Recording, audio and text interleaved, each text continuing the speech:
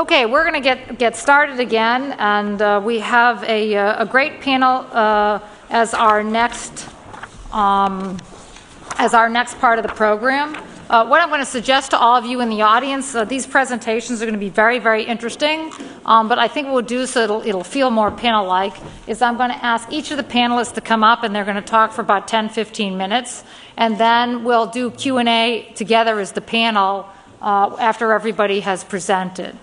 And my apologies to all of you who will enjoy Professor Saligo's presentation because he has a teaching schedule and we're running a little behind, so he probably won't be here for Q&A, but the paper he's presenting was also worked on by Ken Metlock and James Cohn, who are here, and they can handle the Q&A. We're going to change the order a little bit, and so we're going to start with Rob Gardner, and then Ron Saligo, Al Troner, and Ken Metlock.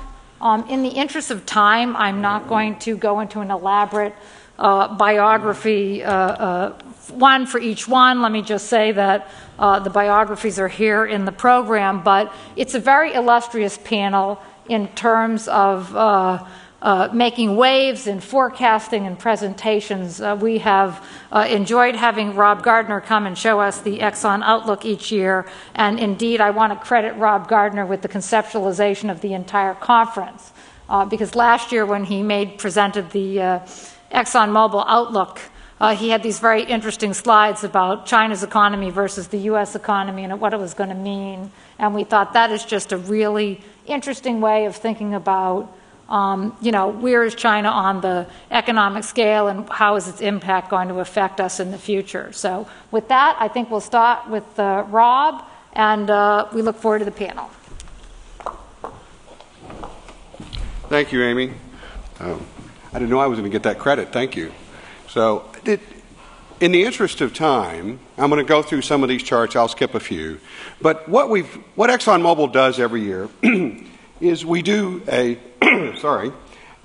very detailed energy outlook and build-up from a country level. Many of you have seen it.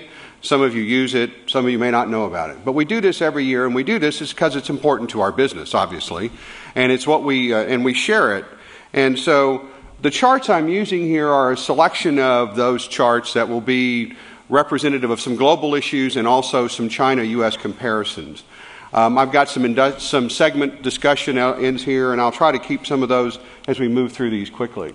One of the key things, there we go, and I'm not trying to draw a comparison between the U.S. and China here as much as making the point that as you understand and look at economies globally, especially many that are in different stages of development, you really have to take pause and think about where they are in that development cycle and where and how energy is being used, because energy is critical to improved productivity and improved output. I think the discussions earlier have stated that. Anybody who's in the industry appreciates that. Energy is a critical fuel to an economic country development as well as overall growth globally.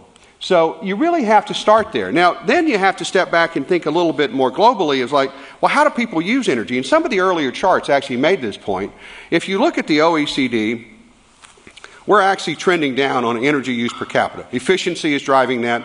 Our use in the U.S. is higher than the overall OECD average, but the trend is actually a little bit more significant there. China is increasing. I think we've established that. As you move up the development curve, you use energy in more different ways, and that's going to add to the use of energy. You can debate the use of per capita or GDP.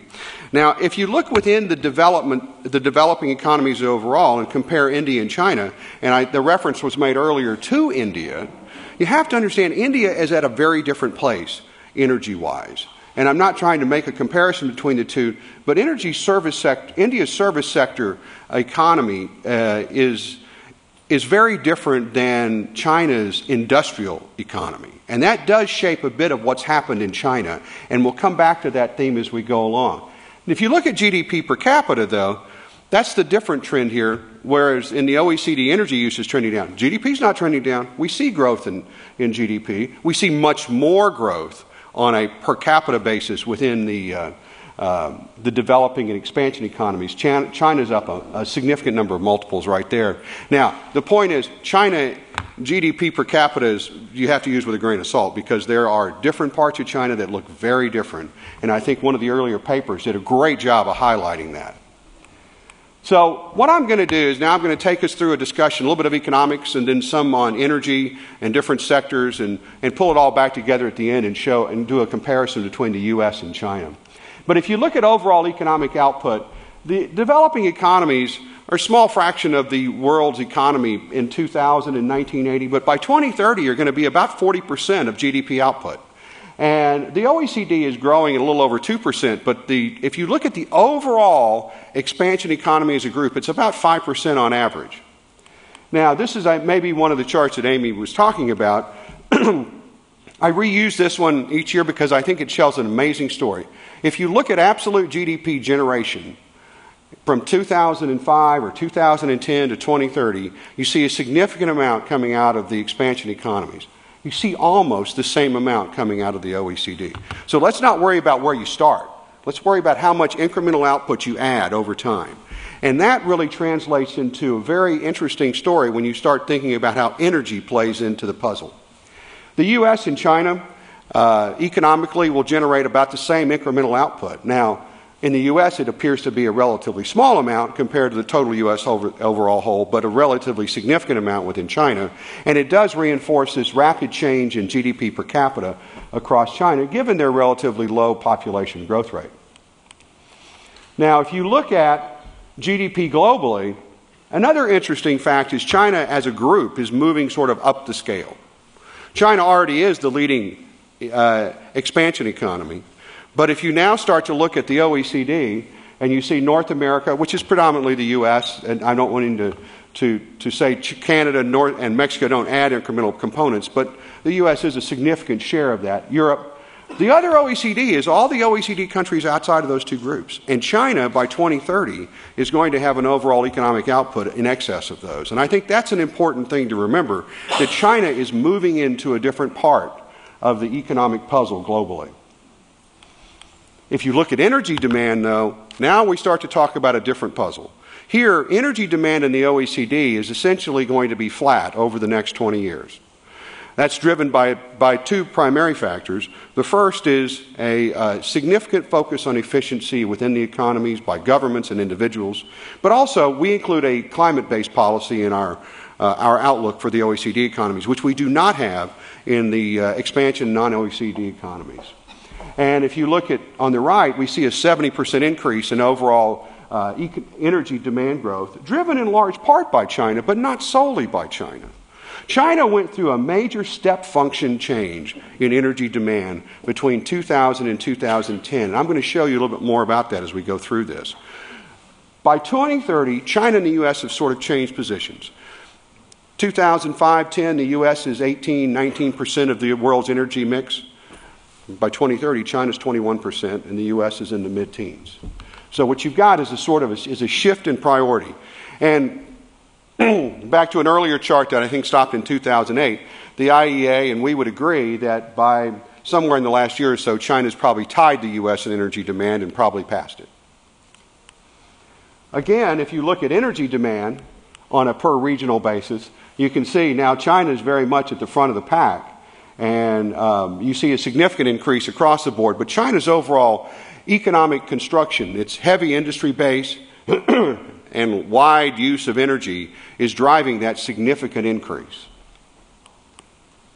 So if you think about energy, there's four areas you generally think about. How we move, what we build, where we live, and how we get our electricity. And those are the four key areas. Electricity is the biggest sector. It grows the most.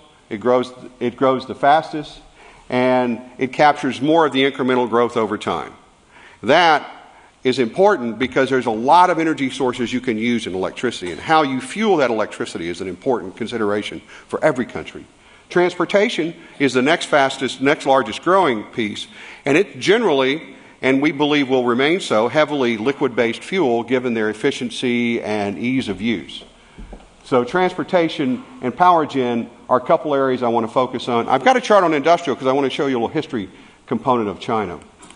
Overall, efficiency, and that's in that far right bar, is critical to the world's energy balance going forward. We make that statement every year. It is important. How better we use energy is a real key element of making sure the world balances as we go forward.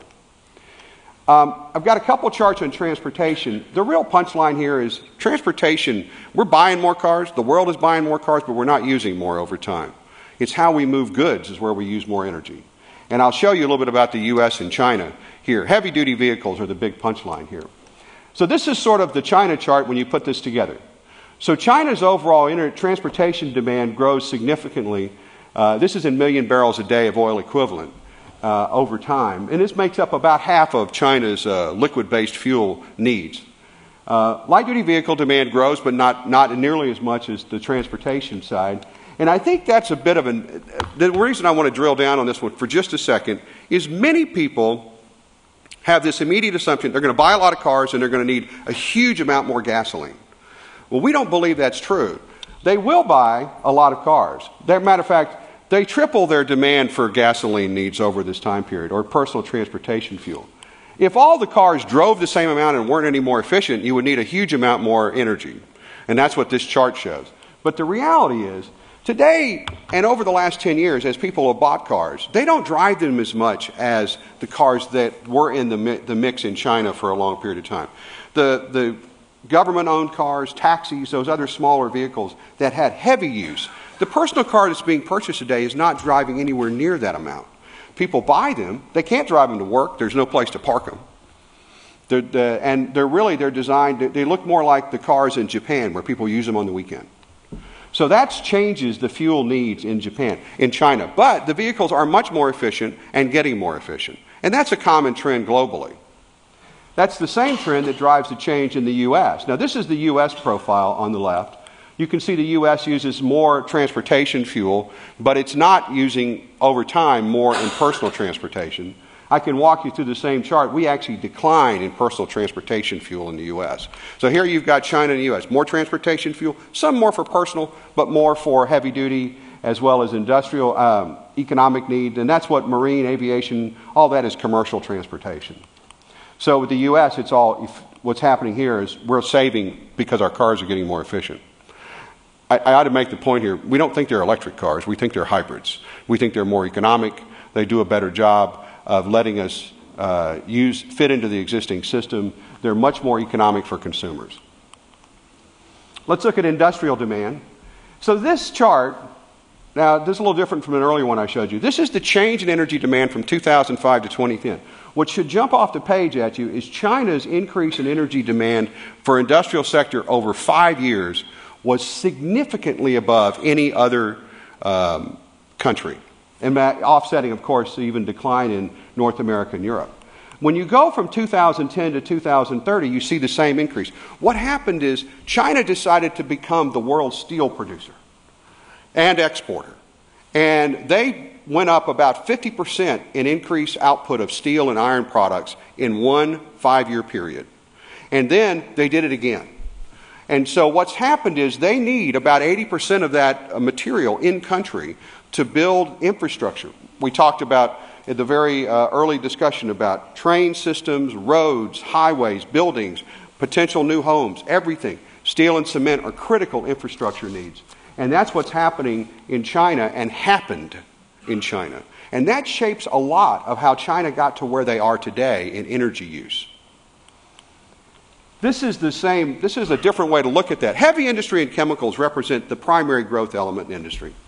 It's interesting, on the left, heavy industry. That's steel, cement, some heavy manufacturing.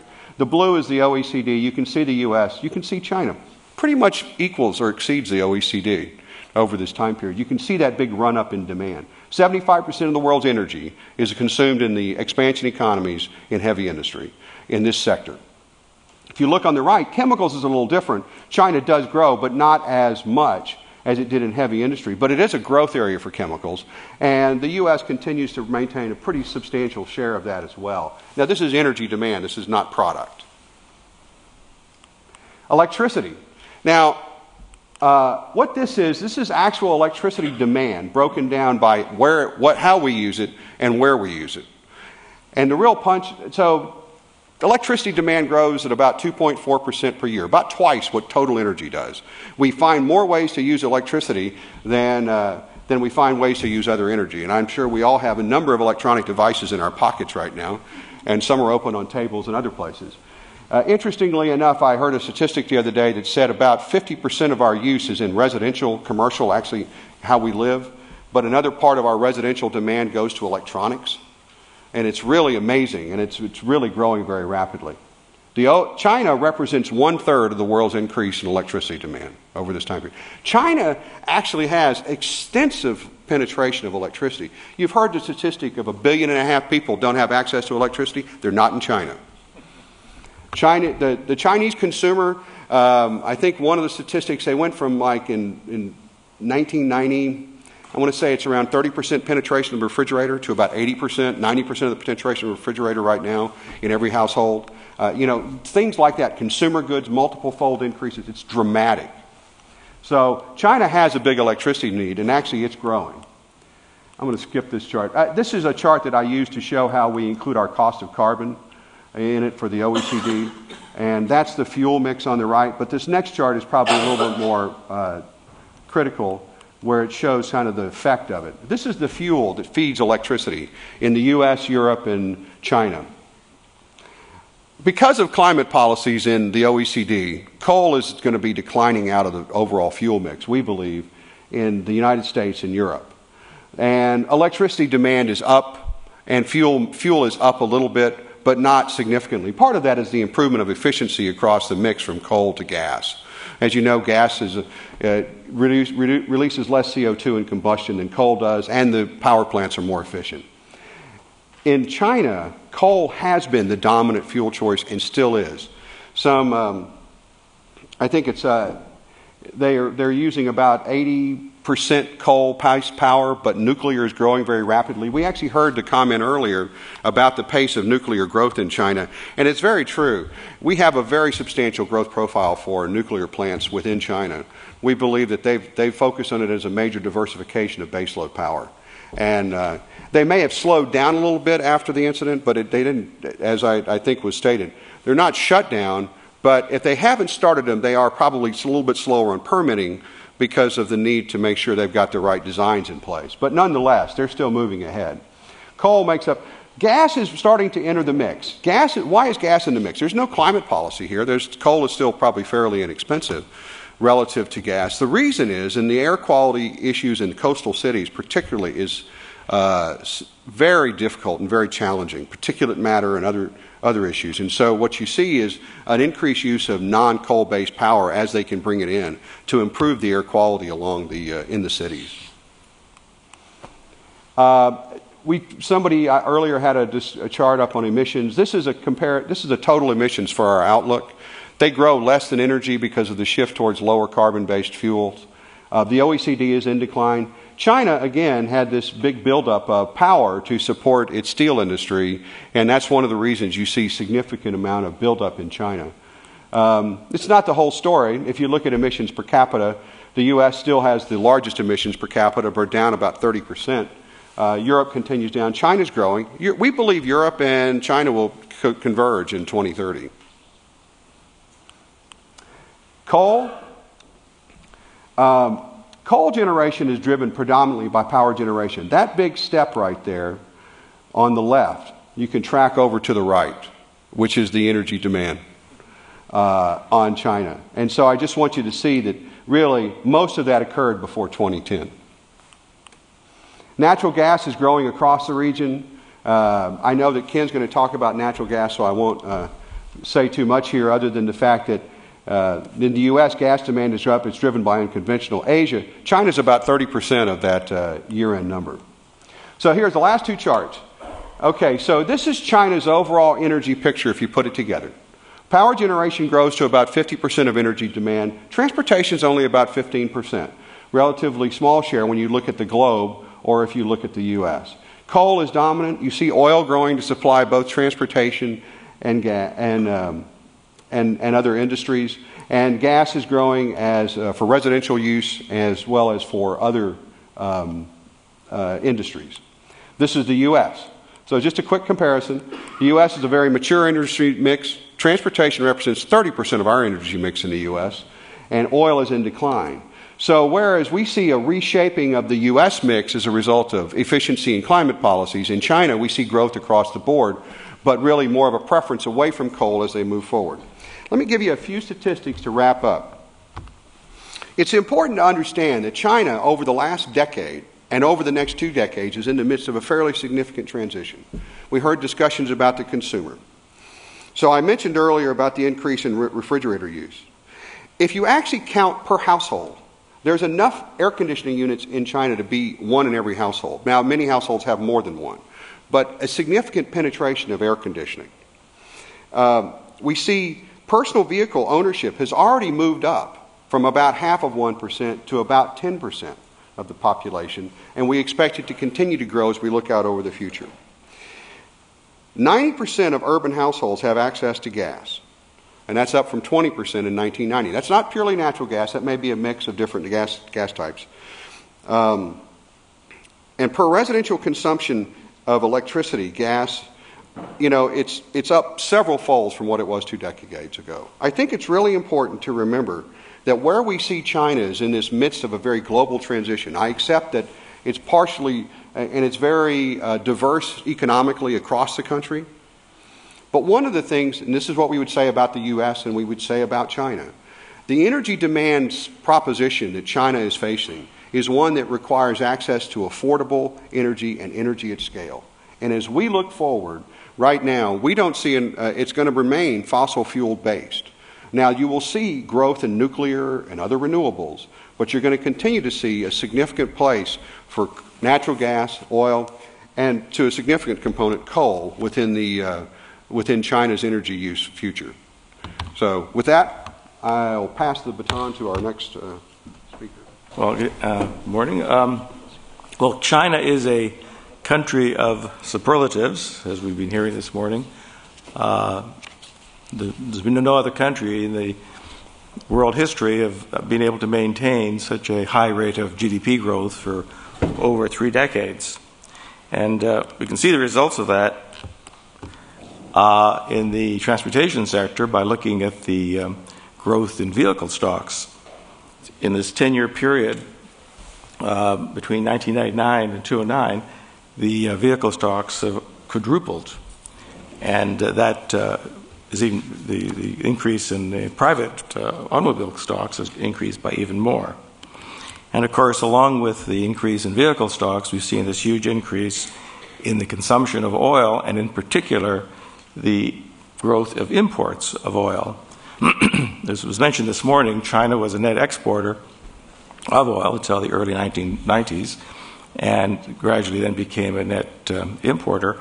But we see that imports have been growing extremely rapidly from 5.6. Consumption was 5.6 million barrels a day. In 03, rose to 9.2 in 2010. Imports rose from 2 million barrels a day in 03 to 4.9 million barrels a day in 2010. Now, the way we're going to approach the exercise of looking at the effect of this growth in vehicle stocks on energy use is using the simple identity that fuel use is going to be equal to the number of vehicles out there, the vehicle miles driven, that is to say the average miles driven per vehicle, divided by efficiency, namely miles per gallon. So looking at those 3 components, we can arrive at the total fuel use. This picture just shows is a plot of vehicle stocks for some 47 countries, from 75 to 09. And as you can see, shows vehicle stocks per thousand population as opposed to per capita GDP. As you can see, the income is a strong determinant of per capita vehicle stocks. If you look closely at that, you can kind of see an S-shaped curve that at very low levels of per capita income, the vehicle stocks per capita or vehicle stocks per thousand population is very small, grows very slowly, And then somewhere around, I don't know, $4,000 or $5,000 per capita begins to really pick up. And then at very high levels of per capita income, it tends to level out. Those two very low countries at the bottom there that don't seem to follow the pattern are Hong Kong and Singapore, which of course are city-states, and for various reasons, obvious reasons, they're not going to have the same growth in vehicle stocks. So what we've done is to try to regress the per capita or vehicles per thousand population as a function of per capita income and some index of fuel costs as an indicator of user cost of driving. And as you can see, of course, there's quite a widespread of difference in the country experiences, so we do include a variable to take into account all of the other factors which are going to influence the number of vehicles in these countries. Things like density of population, the extensiveness of the road network, public transportation, and so forth. So when you do that, you can sort of get a generic curve that looks something like this. You can kind of see the bottom there. There's that S shape. Every country is going to be different, but this is sort of a general pattern. So we use this basic idea to make some projections for what vehicle stocks will be in China. We use three growth assumptions. One is the GDP per capita will grow at 6% on the average from now till 2040.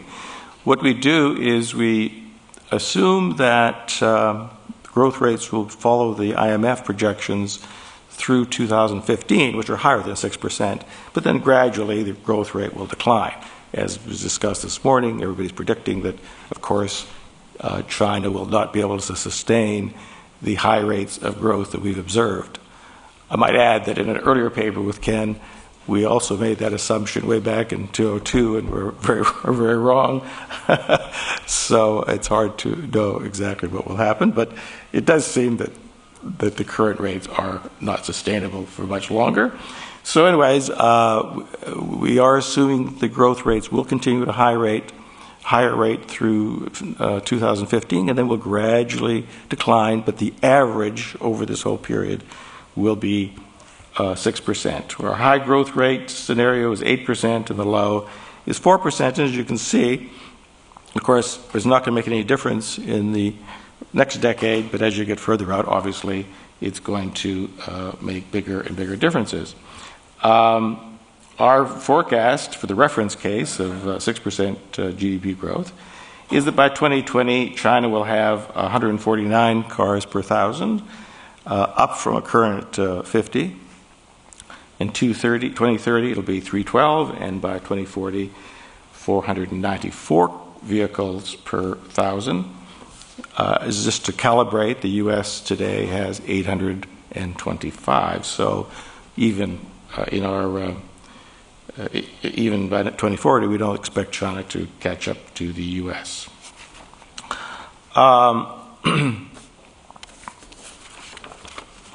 That's vehicle stocks per thousand people. Here are the total vehicle stocks. And our reference case suggests that by 2040, China could have almost 750 million vehicles. There's, of course, a range depending on the different growth assumptions, ranging from 628 million to almost 1 billion, 921 million by 2040. Again, the U.S. currently has 255 million as a example to calibrate that. Now, the second thing we want to do is look at vehicle miles driven, or the average number of miles driven per vehicle. And as was discussed in the previous talk,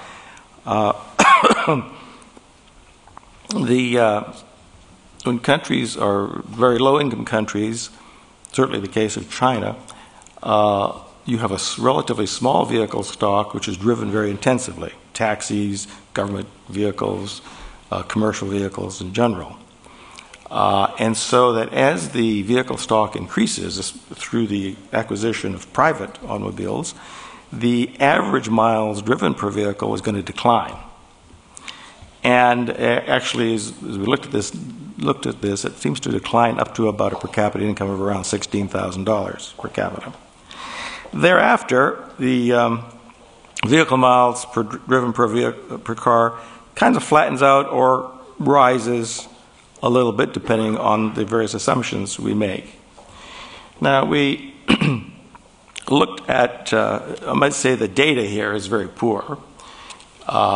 We tried several years ago to try to do an empirical study of cross-section study for many countries looking at the determinants of vehicle miles driven, and the data is just not consistent. There's huge jumps in the data, and it became unusable. The only countries for which there is reliable, or reasonably reliable, VMT data are the rich countries. And so we have chosen 3 countries to sort of represent possible scenarios. Our reference case is Europe, and France being a particular the model European country in this case. Simply by looking at a large number of variables, including things like density, availability of public transportation, road networks, and so forth, that it seemed that maybe China would emerge more like, say, a European country than either the United States, which of course is a country at the other extreme where we drive a lot because we have a lot of private cars and we very low, poor public transportation, or Japan, which is the other extreme, which is extremely low vehicle miles driven per capita. So we had the 3 cases. As I say, our reference case would be that the Chinese drivers will follow the European or French model here. And this diagram then shows how those vehicle miles driven per car will change over time. And you can see the blue line is going to be about 10,000 miles on the average per vehicle in the longer run. We then looked at the fuel efficiency projections. The Chinese government at the beginning of this century became somewhat alarmed at the growth in oil imports, and began to look seriously at the issue of fuel efficiency. I believe 2006 was when they first began to implement some mandates and have proposed additional mileage restrictions for the future. In 2009, the proposal phase 3 standard policy was to reduce consumption of new passenger vehicles to roughly 33.6 miles per gallon by 2016.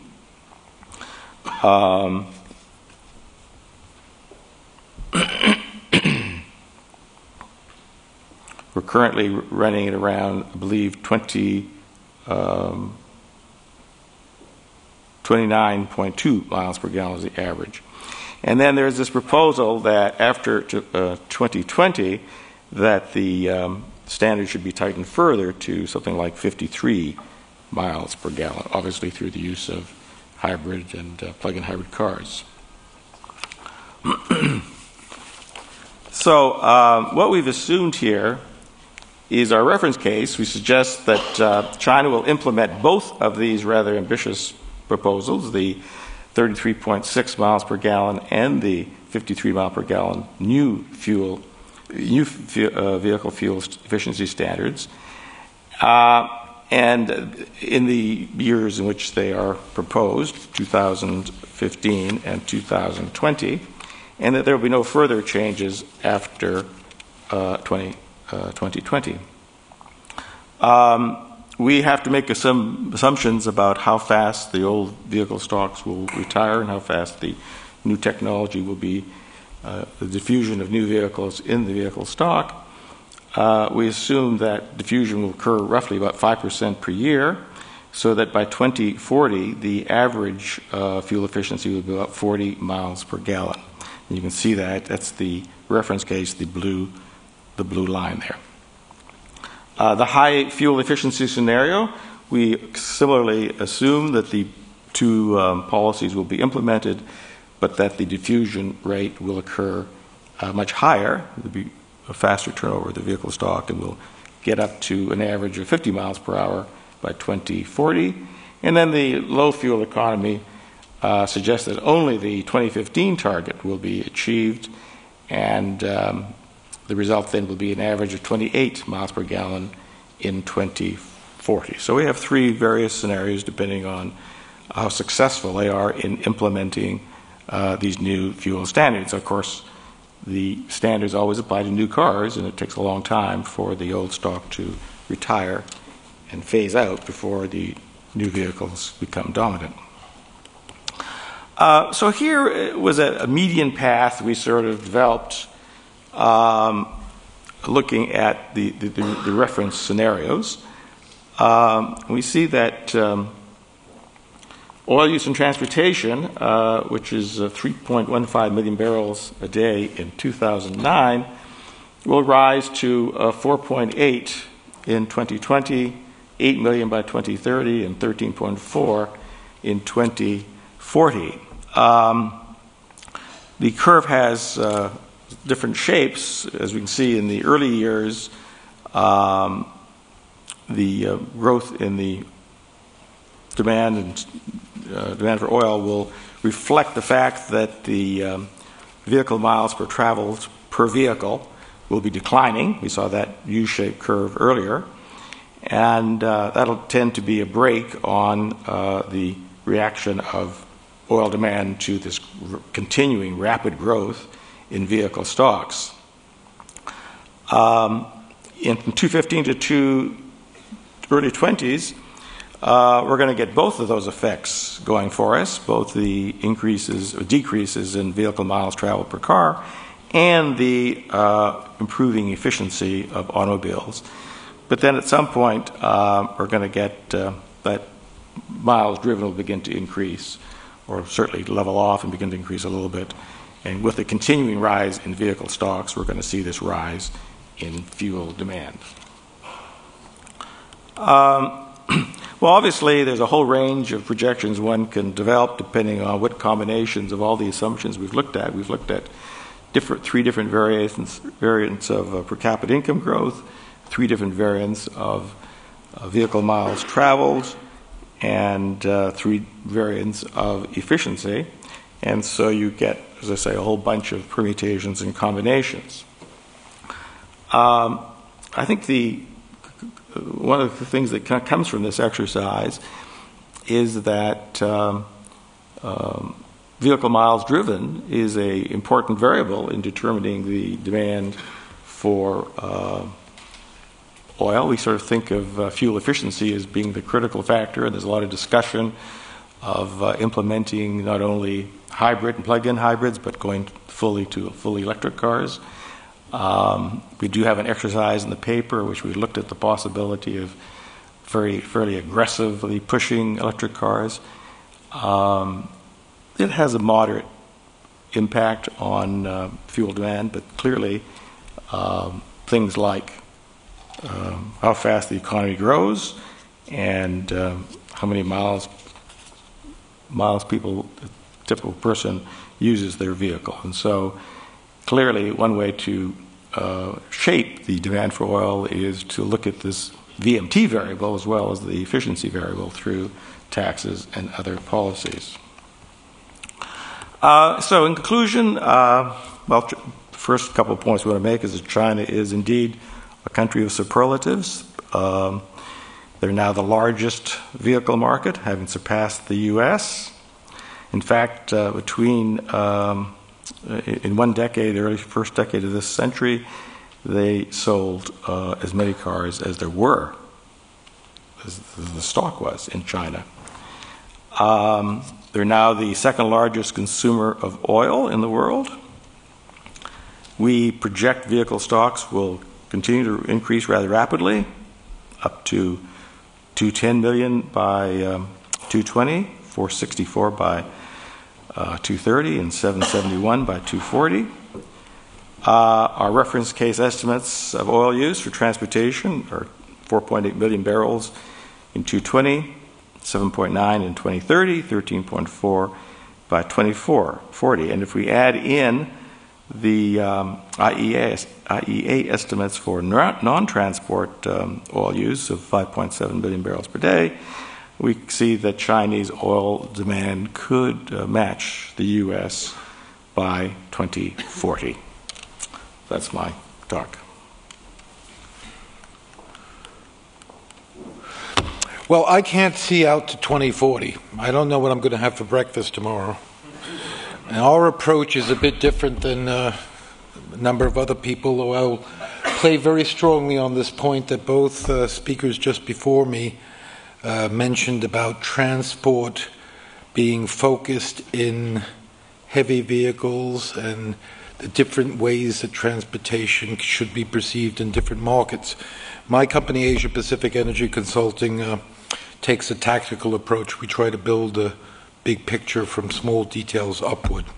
And I'm going to be skipping vast parts of this in order to leave time for a Q&A, and you'll see our email and telephone number if anyone has a question further, they want to get back to me.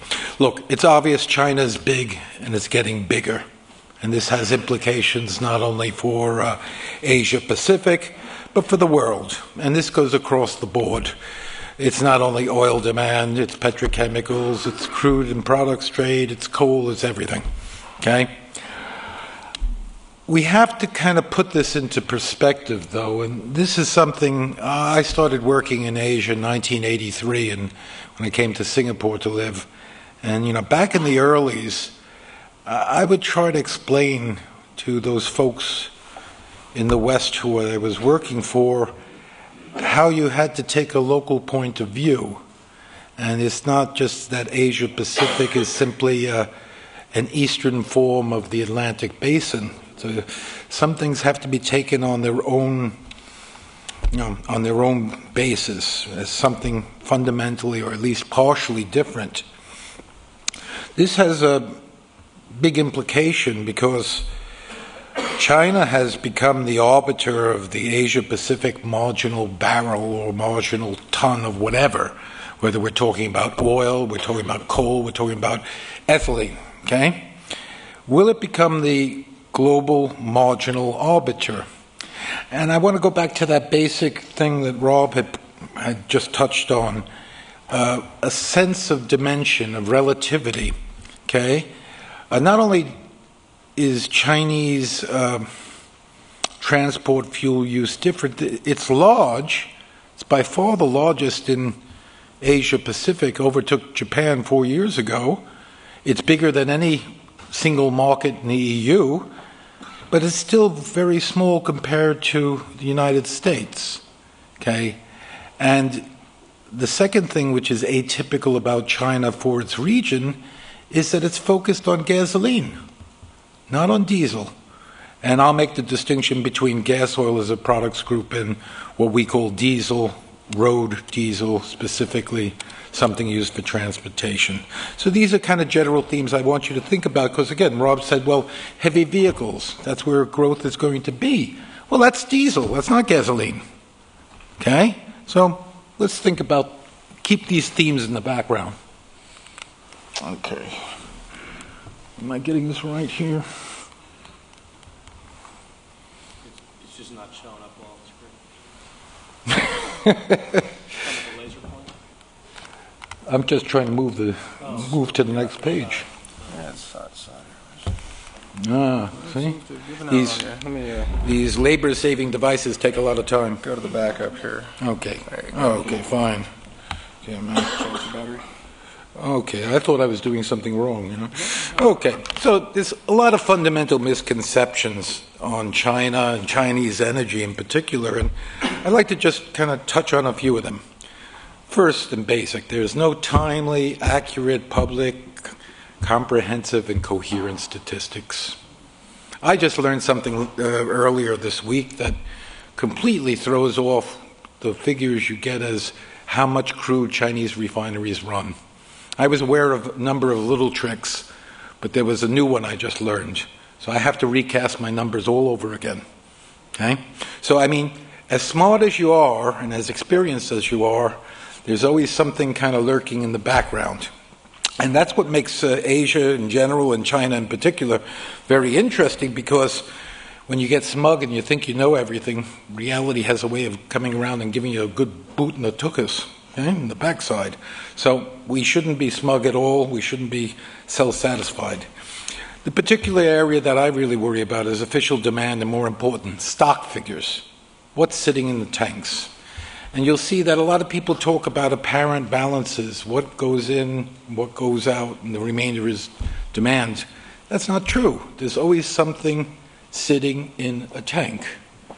And this mistaken belief that apparent demand is real demand often completely distorts economists in particular, their view of what Chinese growth is, let alone what Chinese energy use is. Okay? Part of the problem also is that China's still trying to adjust to international norms on energy statistics. They're well aware of it. I've had people from the State Reform and Planning Commission tell me in private that they had no idea what the stocks in China were either. And this is supposed to be the board that's directing the country's economy. Okay. This last point, though, again, apparent demand imbalances are often taken for actual, and they should not be. Okay. Super themes, medium term, let's say 3 years out, possibly up to 5. The continued transition from a command to a market economy, great worry. Will downstream, i.e. refining expansion, result in a capacity overhang for the whole region, and possibly the world? We're talking that right now, what they call distillation or base refining of China is equal to Japan plus South Korea plus Taiwan, and you could throw in another medium-sized country, that would be about equal. It's by far the largest refiner now east of Suez. Chinese concerns, though, focus not only on this transition from a command economy to a market economy, but security of supply. How do you get out of this old system in a command economy of subsidies and what I call subsidizing unnaturally high rates of growth, or cancerous growth? Because, you know, cancer is basically growth that's unrestrained. Okay?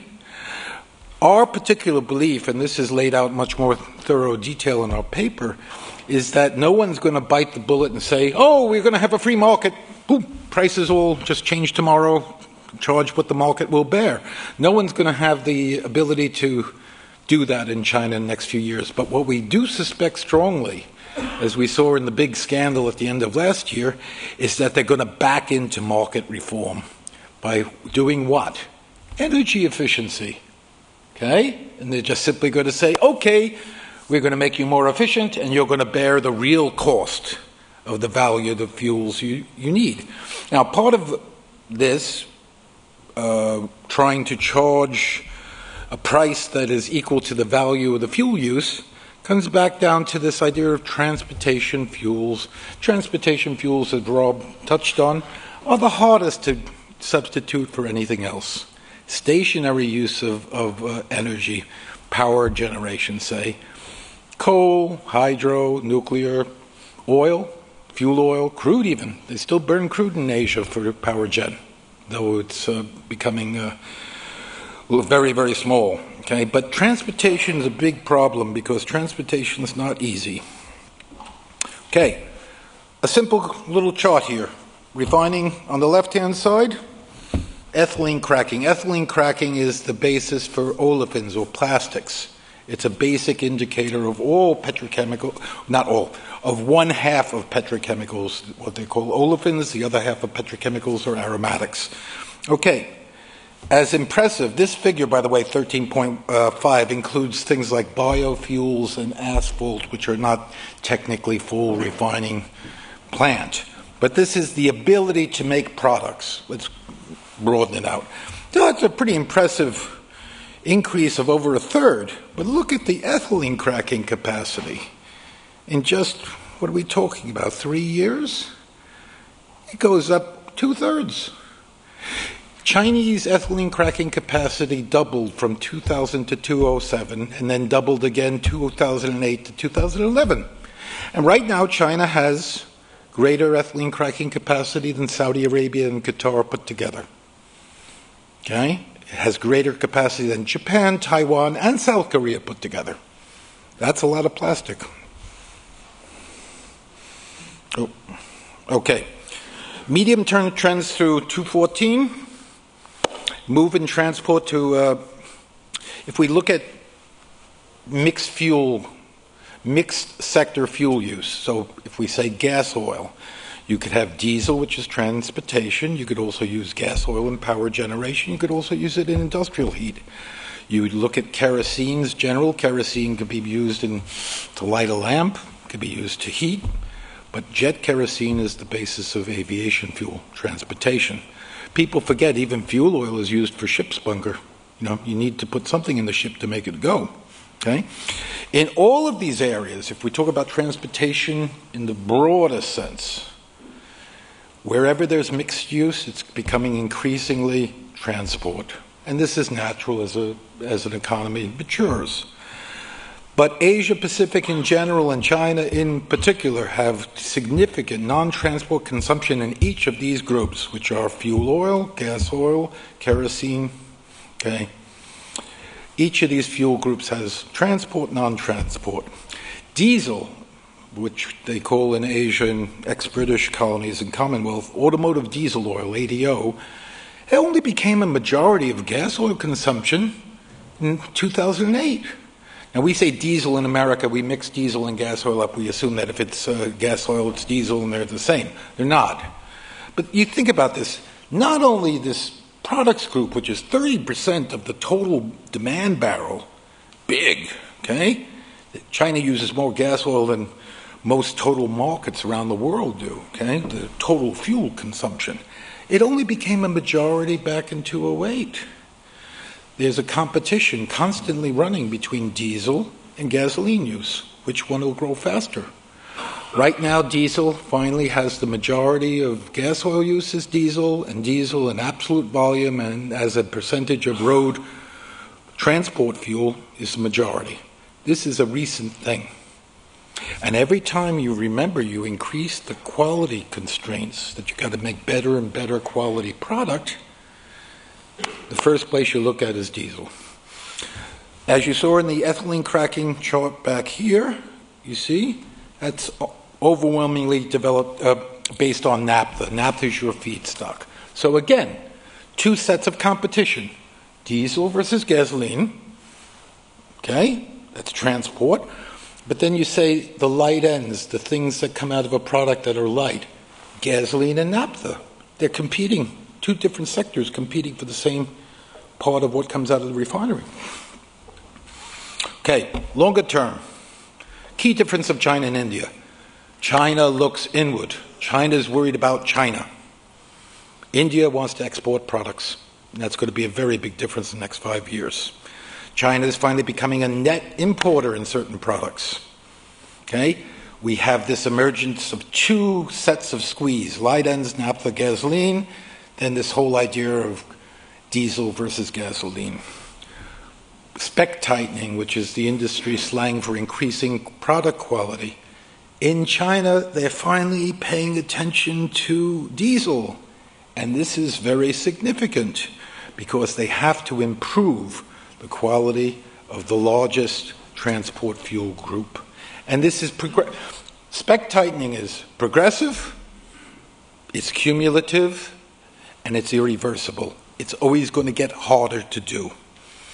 And when you're talking of a market that's so big, it's quite a task.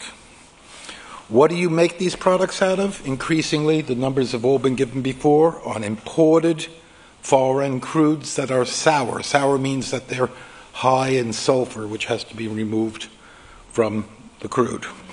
Okay, the key concern still remains gasoline, diesel.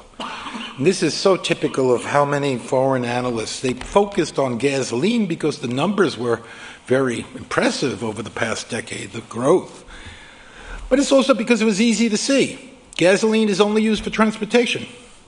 gas oil is used for a lot of things. So they didn't really pay much attention to that growth in diesel. This fourth point, diesel has overtaken gasoline in absolute volume and as a total percentage of road fuel. Diesel is about 55% now of total gas oil use. This is bigger than most Asian markets' total oil consumption. We believe that China will overtake the EU by mid-decade, by 2015, in absolute volume of diesel. It already uses far more gas oil. Okay, there's your breakout. There's a breakout of the main transport fuels. And this is our forecast 11, 14, 16. Please look at these later if you'd like, because they are kind of interesting. This was designed for 20 minutes of speech, so I'm trying to keep it well under. Incremental gasoline demand is still strong. We figure that it's going to be somewhere around 5%, a little bit under.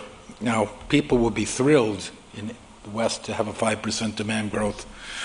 In China, it's kind of, well, it's better than going negative, but yeah, it's not a great year, you know? Where most Western refiners be happy.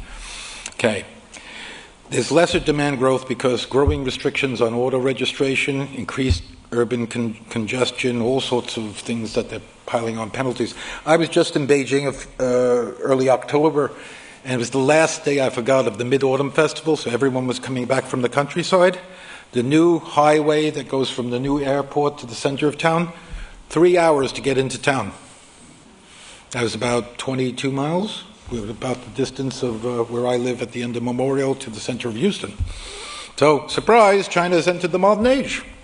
Okay, at least in Beijing. So, but nearly all the cars use gasoline, and subsidized gasoline prices often encourage additional growth. So, here's historical gasoline demand. These are our calculated actuals. No one has an official set of actual demand figures for China because they don't exist. Okay, but what we try to do is create not just a model, but you sit there and do cross-checking and back-checking, okay, and see if you can come to what I call an ivory soap level of accuracy, 97 and 44 100% pure. If you could get that, you're doing very well. Okay, petrochemicals, as I said before, China is by far the biggest market and is still importing both feedstock and petrochemicals. And it will be the major factor in petrochemicals, at least for this decade. Ethylene cracking capacity, again, this is 94% plus based on naphtha. You see the numbers here. If you look at 211, that's almost 1 million barrels a day. That's far greater than most Asian markets use in all oil. Okay. Again, I'm just trying to give you a sense of relativity here. This light end squeeze we've referred to before, they're both competing for the light end of what's coming out of the refinery. And no matter how many more refineries you keep on building, it's very hard to keep up. If you look at these two together as a percentage of the total demand barrel, okay, you see a quarter, slightly over a quarter, then approaching a third. Look at how few years we're talking about, 7 years. It'll probably be well over a third by 2013. Okay, what can you do? You're a Chinese planner, you're working with government. What can you do to try to make sure that you provide sufficient fuels for transportation, fuel supply? One, obviously, you make it more expensive. If our dodos in Washington would ever realize that diesel engines of 2011 are a lot more efficient and cleaner than diesel engines of 1971, they would change the tax tariff system, which makes gasoline subsidized and diesel penalized. They would just rework it. Okay? You can always make a lot more diesel than you can make gasoline. Well, in China, the overall price of products does not reflect world levels. You restrict vehicle ownership, urban use. You allow diesel engine cars to be produced. There's only one factory in all of China, in Pudong, just opposite Shanghai, that produces private vehicles based on diesel engines. All the rest of it is trucks. The trucks are all running on diesel now. You promote alternatives and renewable fuels, but to be quite honest, from early this morning, it's not going to be worth as the British expression goes, not worth a two-penny damn by the end of this decade in terms of transportation specifically and overall energy picture. You could encourage alternative petrochemical feedstocks, including ethane, which either could be considered a natural gas liquid or a gas, LPG, propane and butane. You also have this light, low sulfur crude equivalent called condensate. And these together are called natural gas liquids, NGLs. Biofuels, back to renewables. They have to be based on non-fuel foodstuffs. The emphasis has been on ethanol. Ethanol replaces volume, and we don't think it's going to make much of a difference. Okay, biodiesel could, basically because you could produce a lot more biodiesel, diesel of good quality from general gas oil. Okay, let me try to keep this a little bit to the point. Gas to liquids, coal to liquids, and compressed natural gas as transportation fuels all have drawbacks. There's not enough gas within China that they know about and can develop in the next 3 to 5 years to use the huge amounts of volume you would need to create synthetic oil products. Coal to liquids, as I was discussing this morning, needs a huge amount of water, and the coal is not where the water is, and the water is not where the coal is, and they're both not where the people need the fuel. So I don't see that much there. CNG makes a lot of sense in big, large urban centers in the east. Here's a list of some projects. We think all of these measures have to be considered simultaneously. There's many ways to skin the cat here, and I just would like to emphasize that you have to look at a number of things. We expect that crude import volumes will continue to rise. China will remain the crude import leader. There's increasing vulnerability to need to import products. They're basically going to not have any ambitions as exporters. I'm going to leave it right there just at this geopolitical figures. Pipelines crossing Asia, very important to China. Look at China and the West and the Middle East, now that Iran has come up again. China is very much still searching for its role in world oil. And I thank you for your patience.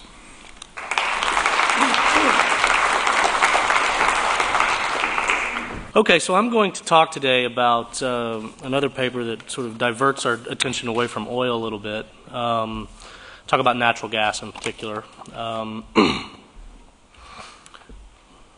Which one of these is driving it? There we go. Basically what we did is we used the Rice World Gas Trade Model, which I don't in this presentation have a lot of detail on. There is some detail in the paper, and I'm happy to provide more detail if any of you are curious. But the state of knowledge about shale in general has been changing so fast it's almost hard to keep your head around at some level.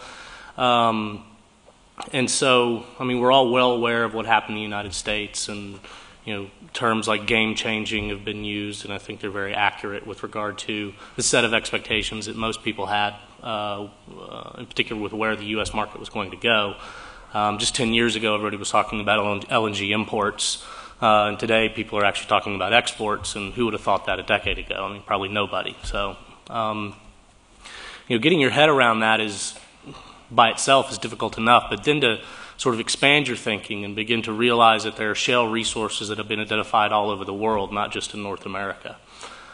In particular, China. There was a study that was recently done, I say recently, I guess it was released in April of this year, by Advanced Resources International, ARI. They identified on the order of 12,705 trillion cubic feet of shale resource. Now, this is just technically recoverable resource. This isn't necessarily all going to be commercial, but to think about that number, it's an absolutely massive number, particularly in a market that's emerging, right? That's just sort of beginning to move into a gas kind of consuming mode, if you will. And so one of the things that we did is we actually ran a couple of scenarios. Our reference case, which has a very modest shale resource available in China. And so what we were curious about in particular with regard to shale gas development is if, anywhere near the order of resource that had been identified in the ARI assessment, was actually available. What would that mean for the future of global gas markets? And it's a reasonable question to ask, particularly given what we've seen in the last 10 years with regard to the U.S., which is the largest gas market in the world. But most projections, we talk about high rates of economic growth, high rates of energy demand growth, moving into consuming more gas. Will China begin to challenge the U.S. for that, top spot in the gas world, 10, 20, 50, 20, 30, 40 years from now? Who knows? But really the point is if they do start to see rapid demand growth and they start to see rapid growth in unconventional gas development, what does that mean versus a world in which demand continues to grow, but unconventional resources domestically in China are not necessarily a big part of the picture? Then there's the other case, which we thought was also fairly compelling to look at, which was one in which Chinese demand did not grow as most people project.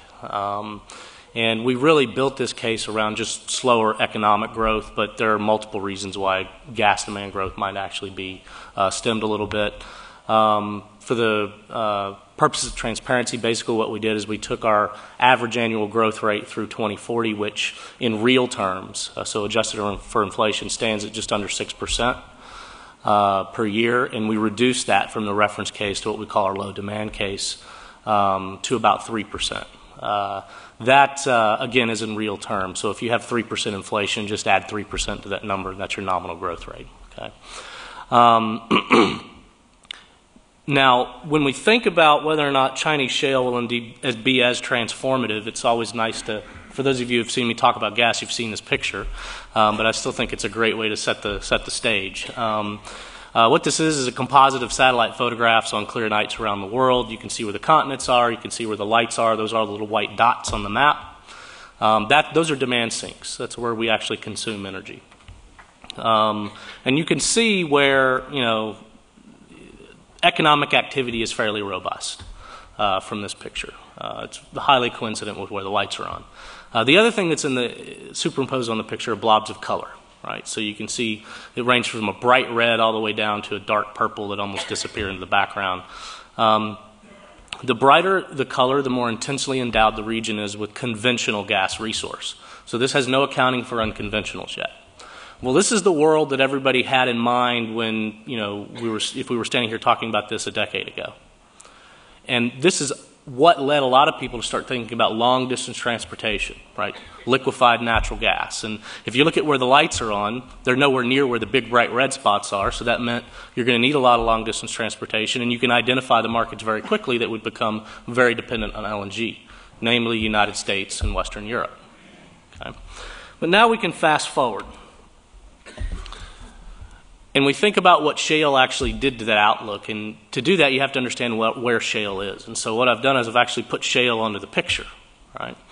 And what do you notice? Well, one of the big things that should jump off the map at you is right where the lights are, right? So that's obviously a very, very important thing, not only from a market perspective because it enjoys a transportation advantage, but also from a geopolitical standpoint. It actually is very game-changing because it changes the outlook with regard to our reliance on imported LNG in multiple markets.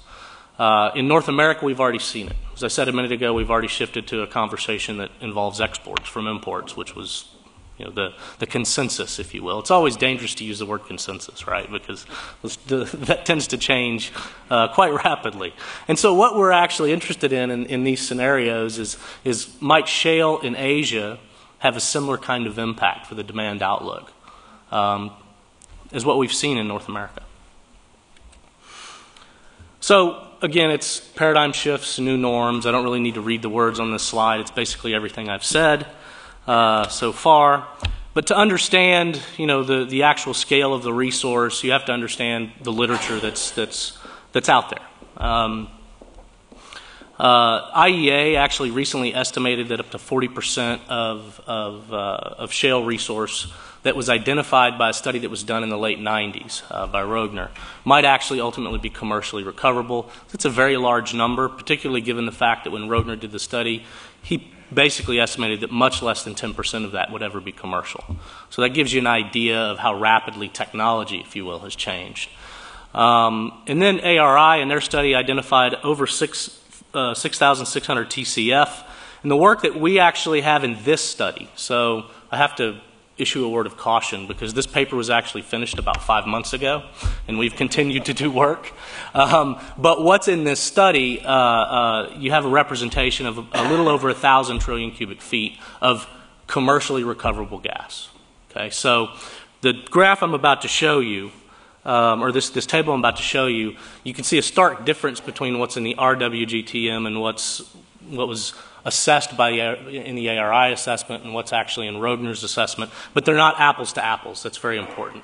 It's reasonable to say that the ARI work and the work done by Rogner are more apples to apples, but what we've actually done in the Rice World Gas Trade Model in building this table is we've actually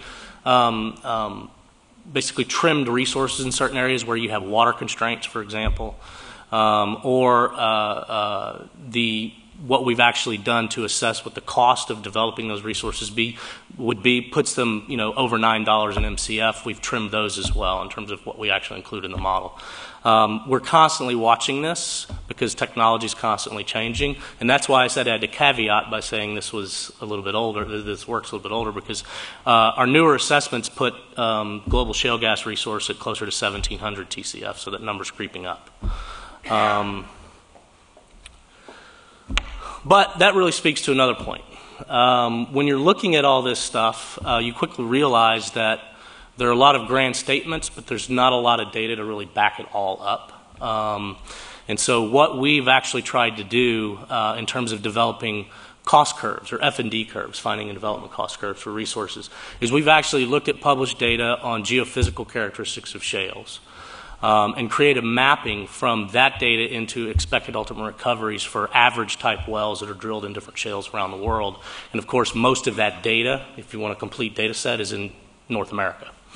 But then once we have that mapping, we can apply that to the geophysical characteristics for shales elsewhere, where we don't have no wells have been drilled, but we have a little bit of geophysical data, so we can then infer what a likely F&D curve might look like. It gives you an average type well performance, which can give you an average type well cost, but then there's going to be a distribution around all of those things.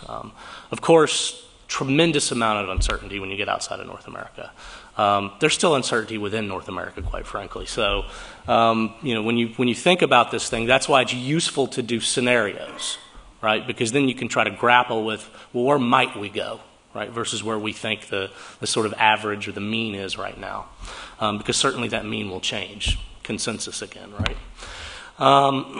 A very important fact or a factor that I think is worth mentioning, though, is when you think about gas developments, natural gas developments outside of North America, there's an underappreciated factor that is often left out of the conversation. People typically focus on resource, they focus on well performance, they focus on, can I make an agreement with the host government so I can actually have joint development agreements or whatever you want to call them to move into a particular play. In North America, you didn't have to have any of that, okay? Because in North America, market structure is very different. And in fact, it's very conducive to the entrepreneur, right? So any individual that has the capital and the wherewithal and access to a resource, maybe through negotiating for mineral rights with an individual landowner, can actually go out, drill a well, develop the field that's associated with that well, and tie into market with very little risk of actually being able to tie into the market, right? And that's because access to markets is something that's actually done through trade, in effect, right? You can literally go out and negotiate for capacity rights to move natural gas to market. Outside of North America, that's generally not the case. It is changing. Probably the closest to it right now is Australia with regard to how you access transportation networks and move gas to end-use markets. Europe is moving in that direction, not quite there yet. Asia's not even close. As a matter of fact, when you talk about Asia, you really have to ask yourself, are there even any pipelines? Is there sufficient pipeline network to have this kind of a conversation? Quite frankly, there's not. So there's still a lot of development that has to occur before you really see any sort of massive, wholesale development of shale gas resources. Now, having said all that, I'll just set the stage for the graphics I'm going to show you. In our reference case, this is our shale gas assessment for China compared to the high China shale case. And you can see by region where those shale resources are located.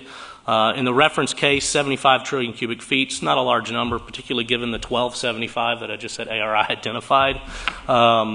But you're basically increasing when you go to the high China shale case by almost an order of magnitude. So it's a substantial increase in the amount of resource that ultimately would be recoverable. And we feel like this is a really good sort of stress test of what global gas markets or how they would respond, if you will, if you saw, much more aggressive development of shale in China.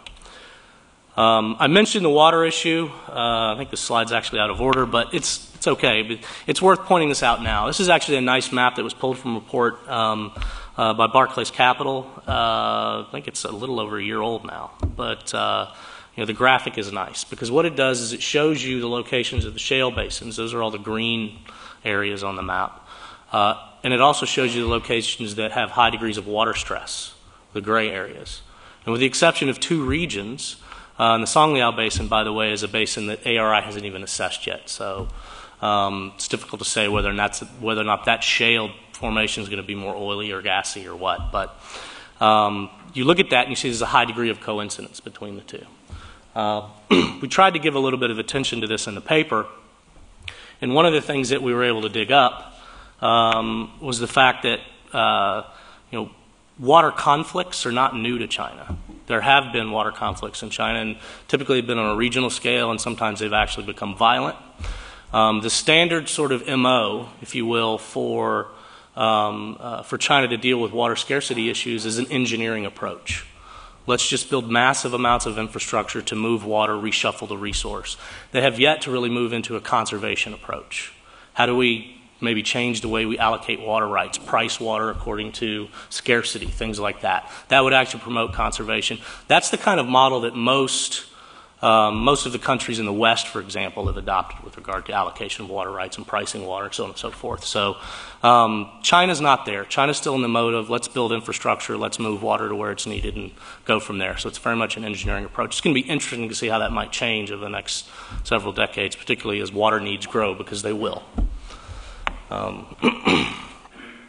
the economic growth side, I already mentioned these data points, but sometimes it's always nice to see what that means for per capita income in purchasing power parity terms. So everything is done here in purchasing power parity terms. In the reference case, basically we have a growth rate that puts China's per capita income at about 5 times its current level. In the low demand case, we trim that to where it's roughly 2.5 times the level by 2040. So some results. So this is the punchline, right? I don't really need to read these because you're going to see it graphically and you read it in the paper. But the point is what we actually find is if you have robust shale gas development, it is every bit as game-changing with regard to a projected future as what we've seen in North America. And I think that's a pretty important point because you're really talking about a potentially very large market.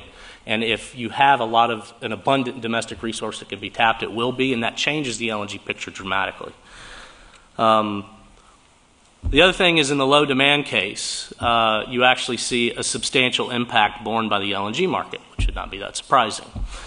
And a key point that really came out of both of these scenarios, and I think it's a pretty critical point for both commercial considerations and geopolitical considerations, is if you either have fairly robust growth, but also robust development of domestic resources, or you have lower than projected demand growth, really the brunt of the impact in both cases is felt in the LNG market. I think that's an interesting sort of takeaway from all this, and I think we'll see that a little bit more as we go through the slides. So in our reference case, what these graphics I'm about to show you represent are in effect market balance diagrams. So if you look below, you're actually going to see total demand and exports. Of course, in the reference case, there are no exports from China, so you don't see the dark blue wedge at the bottom. And then if you go above the horizontal line or the 0 point, you're actually going to see how that demand's met. Okay? So if you look at the orange, that's going to be conventional gas production. The red's unconventional gas production. Yellow is going to be pipeline imports, and the sort of brownish color are LNG imports. Now, the color code is the same for everything, so I don't have to re-explain that, right? Makes it kind of nice to walk through this. But what you actually see is by the mid-2030s, LNG is about half of domestic market in China. Pretty strong import picture. High China shale, you can see it changes quite dramatically. If you increase the recoverable domestic shale resource base from 75 trillion cubic feet to 600 trillion cubic feet, of course China develops its domestic resource. Still imports some LNG, but the LNG footprint is much, much smaller. Okay? The other thing that's sort of interesting about this, and you'll see it in this diagram a little bit more clearly, is that higher shale production displaces LNG. That's the top left picture. Replaces LNG, by far the impact is felt more greatly on the LNG import picture, right, relative to the reference case. You also see demand is a little bit higher, right, so there's a reciprocating impact in that you get lower prices, more abundant domestic supply, you get higher demand in China. But the other interesting thing, and this was actually something that we did not expect when we ran this case, you actually see pipeline development from northeast China into the Korean Peninsula, and you see exports of up to about a BCF a day long term. So that's a very interesting development, and it actually has farther-reaching impacts for the LNG market because, as you know, South Korea is a very large LNG importer. So Chinese shale development could really stand, if it is very robust, to change the picture not just for China but for other countries as well in a very direct way. In the low demand case, basically you just shave demand growth and basically everything takes a hit.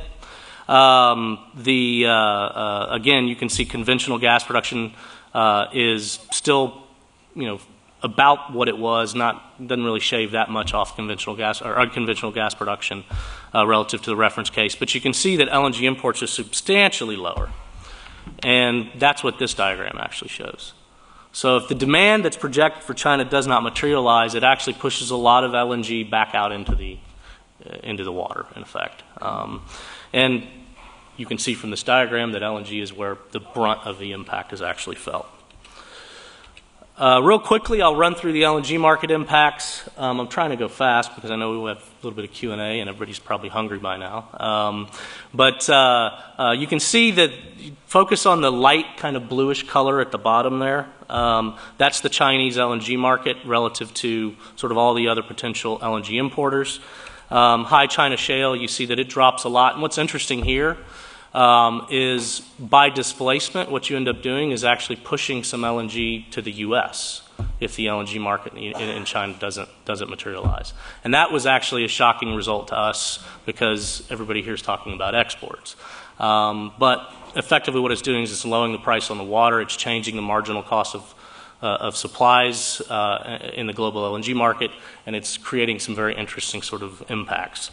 Low China demand case, similar kind of story. The order in which things are shuffled are a little bit different. With regard to exporters, you can see long term you've got strong growth, particularly in Iran. That's the white sort of color in the middle there, top middle. Qatar is just above that. You can see also Venezuela, which is the dark greenish color. So Iran and Venezuela are beginning to emerge as you sort of move farther out in the time horizon. And Australia is near the bottom down there, becomes very large. What happens if you have a lot of shale in China? Well, you basically shut Iran down. You really put the clamps on Venezuela. It basically has a very similar impact of what we found in another study that we recently released that was funded by the Department of Energy. We did a study titled Shale Gas and U.S. National Security, and we actually ran a counterfactual in that study where we said, well, what if there were no shale versus what we know about shale today in North America? And what does it do? Well, it's almost a mirror image. It's quite striking. And I think this is actually my last, well, I got one more slide after this. Low China demand case, similar kind of story. The difference here, though, is you see a bigger impact on Australian exports than you do in the high China shale case. Basically, the point, and this is my final slide, there are lots of far-reaching implications for shale that, if anything, what these set of scenarios highlights is that it's difficult, to understand what the scale of this resource might ultimately do, but it's important to try to get your head around it because it's the only way to really quantify not only economic impacts of shale, but also geopolitical impacts of shale. So, and really, very key point, a lot hinges on China. I think that really falls out of this. I mean, we've seen what's happened in North America, and that's really shifted everybody to focus their sort of focus themselves more heavily on opportunities in Asia. But if something happens to sort of change the game in Asia, where's the next big market? Very good question. With that, I'll go ahead and finish.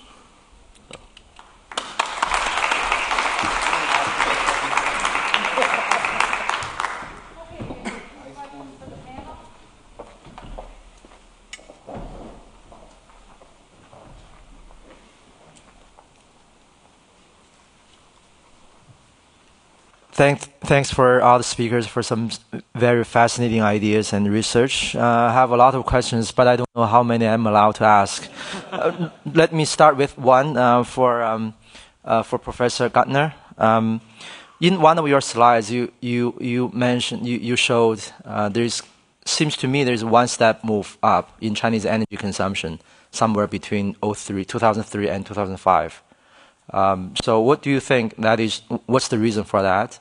And also, to what extent do you think the Chinese energy consumption is actually for export purposes? We know China exports a lot of aluminum, but obviously, aluminum exports is basically exports of electricity. So it's pretty much the same thing. And another question for all the speakers, maybe, can anybody comment on, we know China has been building this strategic reserve for petroleum, so the SPG. Can anybody comment on that? How this is designed? How much progress they have made? Sorry, this is China has been building strategic petroleum reserve. Oh SPR. Yes, well, see, that's another one of those variables that are very hard to figure out what is actually being run in refineries. A lot of analysts and a lot of journalists didn't make the distinction between the horse and the horsefly. Okay, when you have crude imports coming into China, there's no distinction saying this is commercial stock, this is strategic reserve. We can say that in the last round of strategic reserve filling, when the prices kind of dipped earlier in the year, they came back in to buy. And when the prices started to move back up again, they held off, which makes sense. Okay, you can say that they've pretty much achieved. What is it? This is the third round of strategic. Third or fourth, I can't remember. I think it's pretty well done. They'll wait for the next roll, and then they'll come back in again. But that's another distorting factor. To your question on. Your question about what drove up the energy demand in China. When you look at the period from 2000 to 2010, you really see that first tranche from 2000 to 2005 step up as China expanded their steel production capacity and cement production capacity. It's really in heavy industry. And they went from a model of producing enough steel to manage their own internal needs to deciding, one, they wanted to expand it to handle a much larger infrastructure build, but also to be able to be prepared to export. Still, our outlook shows that about 80% of what they produce stays in country. And it was really that step function. But as you could see from the other charts that were put up there by Al, was that their expansion in their petrochemical business is also fairly substantial as well. And so both of those are, the industrial piece. You add on top of that the increased consumer utilization that you see for energy use within the household. It's really across all the sectors, but predominantly within the industrial sector. And that's what we see. So. For the ethylene capacity, is also for domestic consumption, or it's more? Well, again, the main focus, just like refining, is home market first. And even with the slowdown because of the tamp down on credit to try to gain control of inflation, we still see not only feedstock imports strong, but base petrochemical imports still there. Not as high as they were in 2010, but still pretty significant. And China is holding up the petrochemical sector of Asia Pacific right now, even albeit at a lower level. It's still the main driver. So So with the increased production of shale gas in China, what do you think would be the impact on other energy products, other hydrocarbons like coal? Like, for instance, in the U.S., a lot of this shale gas has changed petchems, where ethane is back in the game. No, that's a good question. As a matter of fact, that's coal is by and large the chief in terms of domestic fuel choices. Fuel that bears the brunt of increased domestic gas production, because you see an increase in demand, you see more penetration of gas into power generation in particular, which meets some stated environmental goals that the Chinese currently have. So, there's a lot on the table there that I didn't address, but that's typically what would drive it. So. It's also all those associated things that come out with the gas. Oh, yeah. I mean, this is the point that I noted for this paper, and we do a lot of work as a company, the unanticipated consequences that, we'll drill in bacon because we're going to get a lot of black oil, but you also still get a lot of NGLs. You still get gas. We're drilling for gas, but we get, and this is where the supply consequences are not always foreseen. The gas industry within China is very evolutionary, right? At this stage, you see gas going into industry, you see gas going into power generation, but you see a period of time as they're converting LPG-based regional gas systems over to natural gas as well. And as gas supplies become available, they'll do that. And I made a comment earlier about the penetration of gas within the residential area. Well, there I'm thinking in terms of both NGLs, LPGs, natural gas, but even manufactured gas. They're building up a grid system to manage gas, and as they have it, they can replace the non-natural gas supplies within those.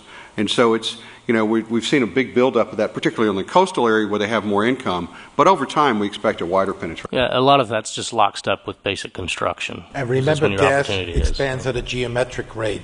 The infrastructure, once you have the base infrastructure in there, unlike oil, which tends to increase arithmetically, gas doubles and triples and quadruples very, very rapidly once it's there.